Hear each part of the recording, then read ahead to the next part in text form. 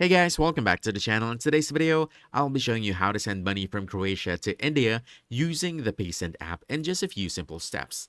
But before we get started, if you want to save on transfer fees, you can use the link from the description below to create your own account, and your first transfer with PaySend will be completely free. Now, with that out of the way, let's dive in. First, go ahead and open the PaySend app and go to the transfer section, then tap send. After that, go ahead and choose send to someone else. Next, you want to choose the country you're sending money to. In this case, we're going to choose India. Then choose the receiving method.